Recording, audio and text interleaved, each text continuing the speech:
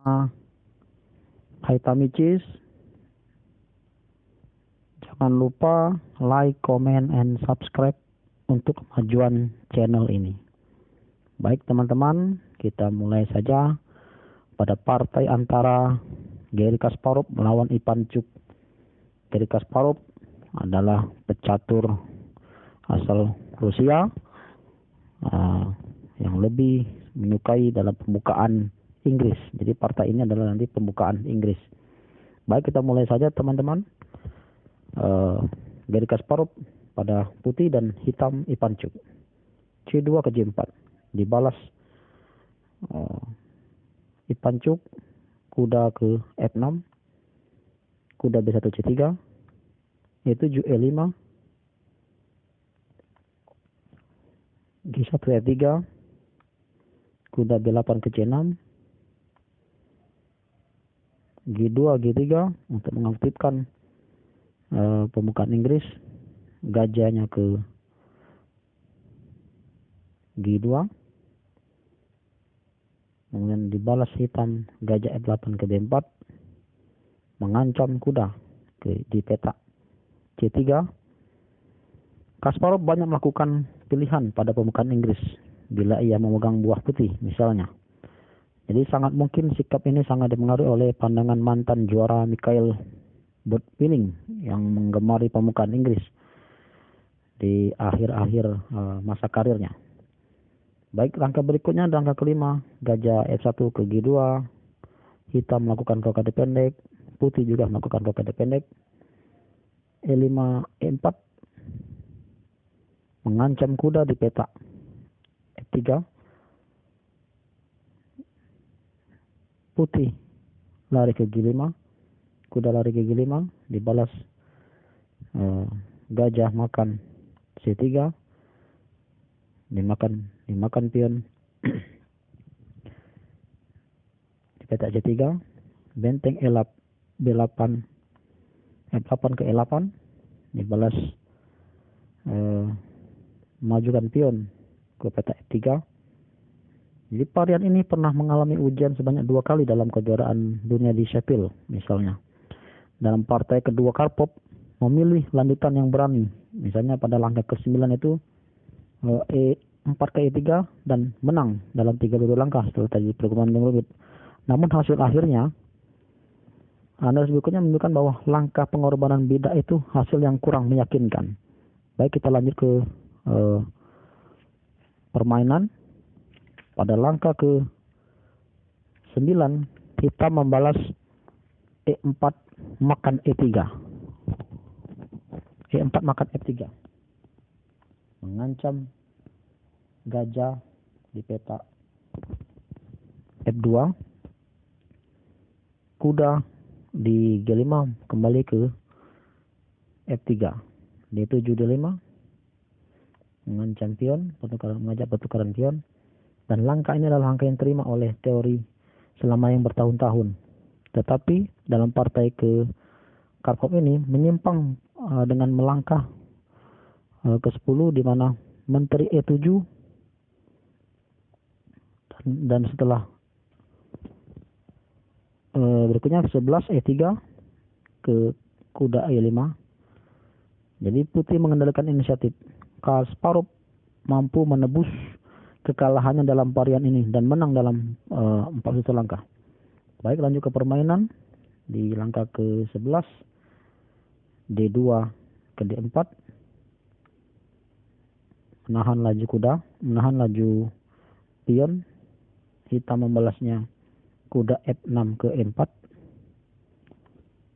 Kemudian jika misalnya ada langkah ke-11, D5 makan C4, kemudian gajah G5 ke H6, atau pada langkah ke-13 gajah F6 makan F6, kemudian menteri makan F6, dan pada langkah ke-14 putih merebut material kembali.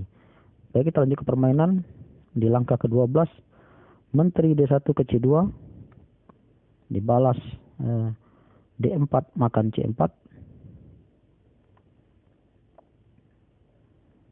benteng A1 ke B1, membuka lajur benteng, Ini sangat positif. Dibalas hitam F7 ke F5, menjaga kawalan kuda. Kemudian langkah ke-15 putih memajukan Y3 ke G4, memajukan pion. Langkah putih ini yang brilian, yaitu menyerang kuda hitam di pusat papan dengan menggempur bidak yang menjaganya. Maka hitam membalas menteri D8 ke E7 untuk menjaga kawalan kuda. G4 makan F5, pion memakan F5 di peta F5, kuda E4 ke D6, kudanya lari ke peta D6. Jadi rupanya semula hitam merencanakan pada langkah ke-15 gajah makan F5, akan tetapi membatalkannya karena menyaksikan pada langkah ke-5 memasuki permainan yang rumit yang hanya menguntungkan putih saja.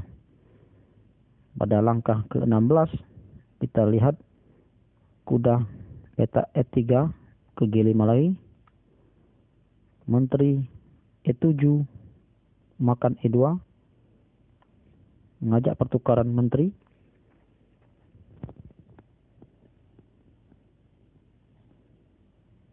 Gajah ke peta D5 mengancam raja, skak raja. Raja bergeser ke H8. Raja bergeser ke H8. Menteri C2 makan E2. Benteng makan menteri ke peta E2. Gajah C1 ke E4 mengancam kuda. Ini gerakan yang bagus. Kuda C6 ke D8.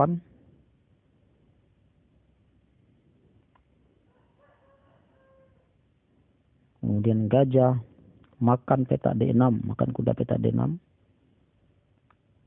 C7 makan D6, melakukan tukaran dengan gajah. Benteng B1 ke E1.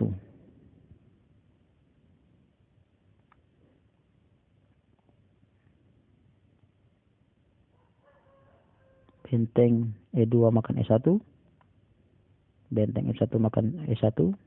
Ini membuka lajur, mengaktifkan lajur benteng yang bisa melakukan skak kepada raja hitam. Gajah C8 D7 membuka lajur menteri dan mengaktifkan gajah terang hitam. Dibalas